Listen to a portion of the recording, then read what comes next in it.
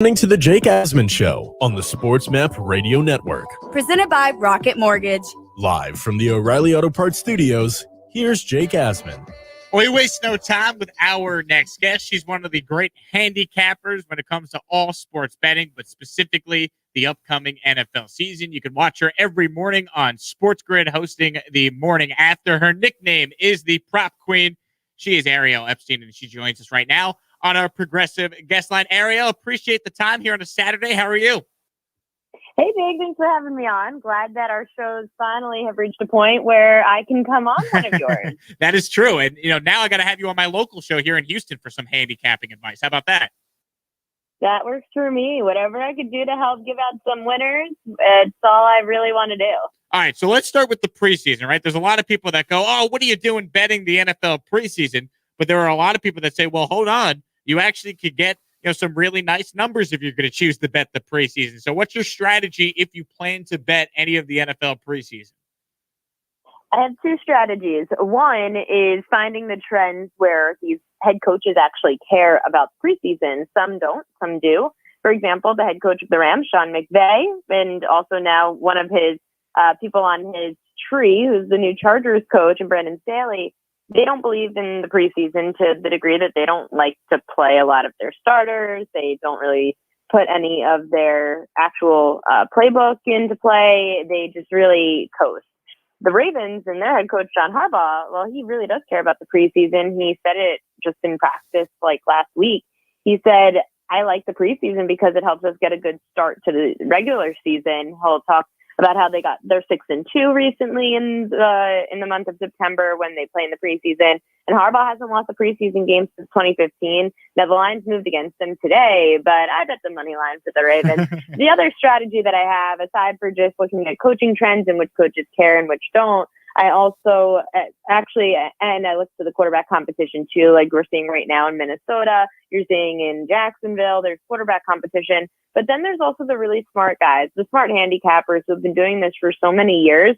And I'm privileged that in this business, I get to interview a lot of really smart people. And there's certain people that just have some kind of edge. For example, a lot of people didn't want to fade the Minnesota Vikings today because the Vikings head coach has some really good trends backing how Mike Zimmer's done in the last few years when he coaches in the preseason. But for whatever reason, one of the sharpest bettors I know, Yanni the Greek, he told me to go bet Denver 2 weeks ago, and I did. So it looks good so far. We'll see if it continues. But yeah, those are the things I look for in the preseason. It's a little crazy. I don't really bet a lot of money on it, but I will bet on it just because it's fun. Is there a trend with like points scored in the preseason? Do games tend to be, over the point total or under the point total? Games tend to be under the point total in the preseason games. I'm pretty sure only 1 or 2 games went over so far. Most of them are under. Some of them have been swept. I've seen 1 or 2 of these unders hit by about 3 points. They have been trending more under, though. It's interesting. I've never bet in the preseason, but I'm intrigued. I'm a Jets fan. I'm ready for Zach Wilson's debut tonight, Ariel. Oh, boy. Yeah, we'll have fun with that. The Giants have beaten the Jets every year, I'm pretty sure, since 2013 in the preseason, Jake. Is that right? I didn't even realize that.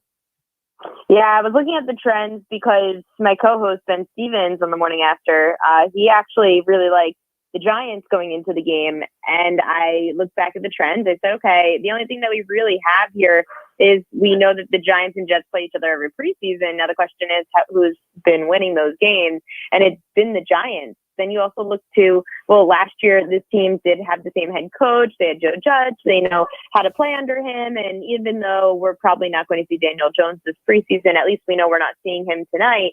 You still know that a lot of these players know what the game's going to look like under their head coach. Whereas for the Jets, not only is it a new team, it's a new head coach who's never even been a head coach before in the NFL. That's why I could see this maybe trending towards the Giants, but I didn't bet this game because, again, who knows? It is one of those things, who knows? And there's no real trend. I haven't been backing a lot of new head coaches because we didn't even have a preseason last year. That is very true. All right, as far as the regular season, what are you looking at? Are you someone that likes win totals? Do you strictly go props because you are, of course, nicknamed the Prop Queen? If you were to bet the NFL during the regular season, what are some of the best bets that you like right now? Win totals is the only way I really like to bet the futures market. It's the only way I could see there being an edge. I like the under for the Jaguars of 6.5 wins. You're asking a team to have 7 more or 6 more wins than they had last year, finishing with just 1 win last season.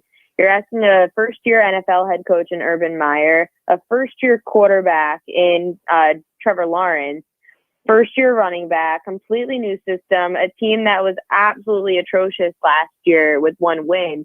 You're going to tell me that they're going to get 6, 7 more wins than they had last year, even compared to what we saw 2 years ago and last year with the Bengals.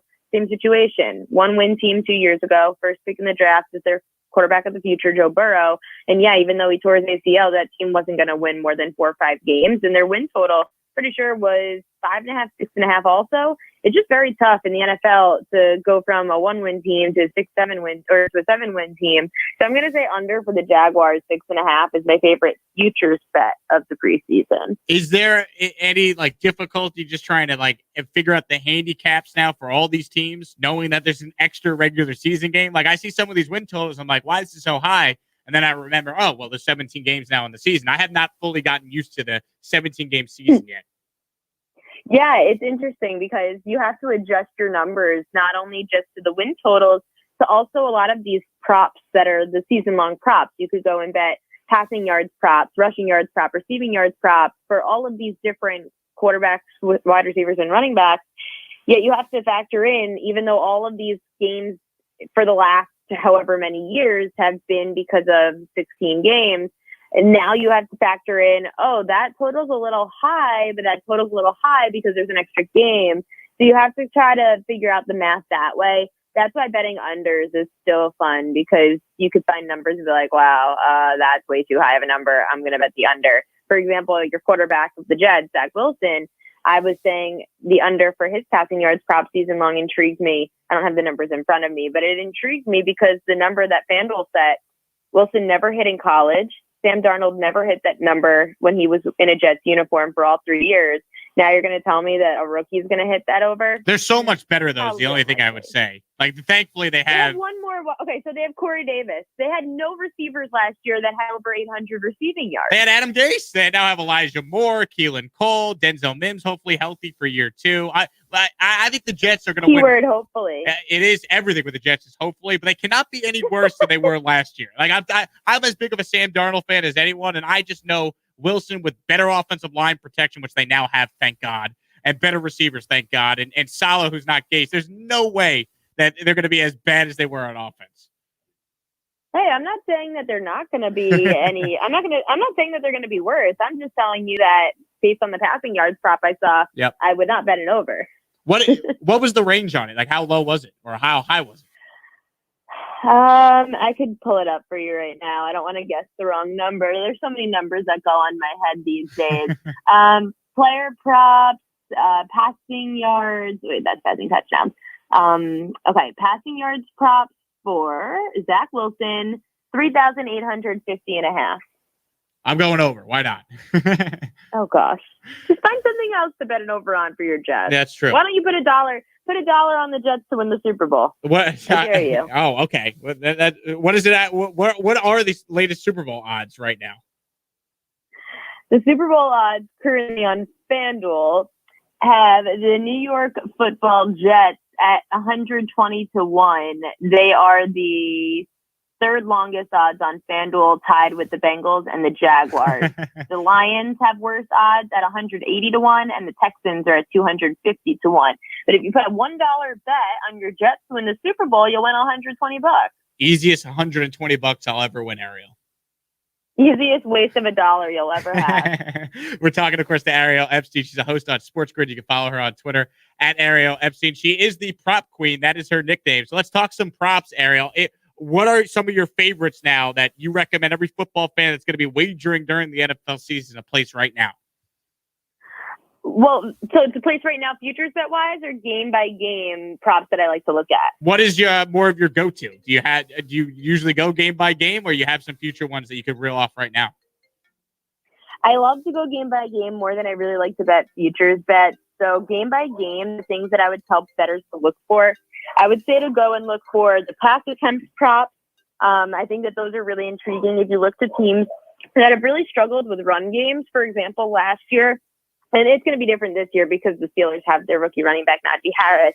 Last year, the Steelers, I loved going with Ben Roethlisberger's pass attempts prop, and it took the book a really long time to catch up to a point where I decided to not bet it anymore because it just got absurd. But last year, the Steelers had the worst run game in football. Of course, Ben Roethlisberger continued to throw the ball, which is why his pass attempts prop was great. Same thing for Tom Brady. Tom Brady likes to take the ball into his own hands. He doesn't really have much of a run game out there, so he always was going over his pass attempts prop too. I don't know if they're going to give us this option yet because this was more of a Super Bowl thing or a playoff thing, actually. But in the playoffs last year, the book offered us total tackles props, and I was getting smoked by the books on nearly everything else. My props all caught up to me. The book was super sharp by playoff time. My props that I usually was betting, just like it wasn't working out for me. So I found total tackles props, and those, if you cap those right, those were awesome. Devin White was my favorite player ever, the Tampa Bay Buccaneers linebacker. He had at least 10 tackles in every playoff game, and they kept setting the number at 9.5.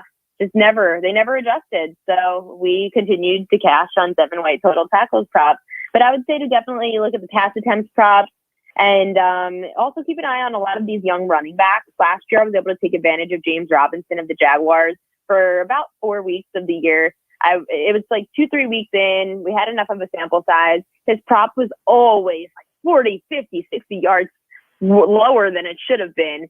And I was taking so much advantage of the